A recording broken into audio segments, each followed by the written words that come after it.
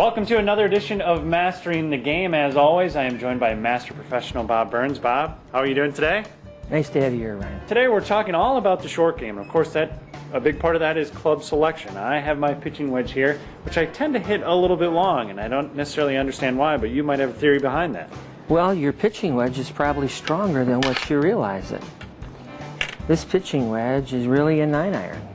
Now, most clubs are about 4 degrees stronger today in the set, which means that your 3-iron is really a 2-iron. That's why people have better luck with hybrids. How many people can hit a 2-iron?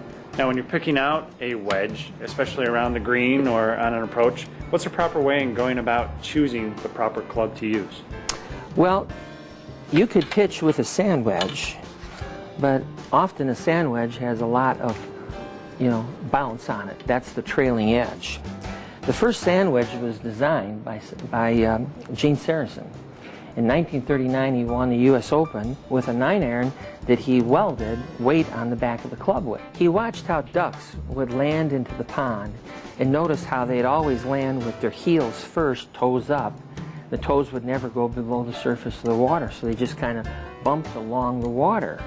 So he got the idea of welding more weight on the back of the club with more bounce so that the club would just kind of skim just below the ball, which made it much easier to extract the ball out of the trap. A lob wedge, which doesn't have nearly as much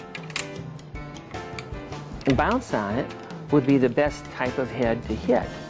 Now, our wedges here, these are handmade forged wedges, are 52, 56, and 60 degrees. Now, a lot of times we'll take wedges and give them a special grinding. If the club still has a little bit more bounce on it and you want it to pitch with, we can take a lot of that off over here on the belt and then polish that out, and you'll never know that we ground on it. We're going to show our audience what the 3 levels of players should be using for a pitching wedge, a sand wedge, a lob wedge, whether you're an A, B, or C player. One of the toughest shots for people to hit is when they're on the side of the hill. Most people would have their weight on their back foot and would try to scoop up through the ball. When you hit any approach shot, your weight should be on your left side. Try to set up with your stance fairly narrow with your feet together. To position your weight more on your left side, try to lean toward the hill. Where your head is where your weight will be. Be very careful not to take too big a backswing where your weight would move to your right side. Now, all you can do from this situation is to try to take a short swing like this and kind of hit down and into the hill. You're not going to follow through too much with this type of shot. So just hit down on it like that to pop the ball up. And that's how you'd hit it. Bob, some great advice from an angle that I know a lot of people struggle from, but you're going to be talking about in next week's edition of an area that isn't easy to hit out of either. No, we're going to work in the sand.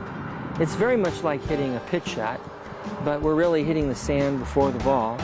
You know, a lot of people have tough time. They scull it out of the sand, hit it over the trap, and we'll show you how easy that we can make that for you. Should be a great edition. So we'll see you next week on Mastering the Game.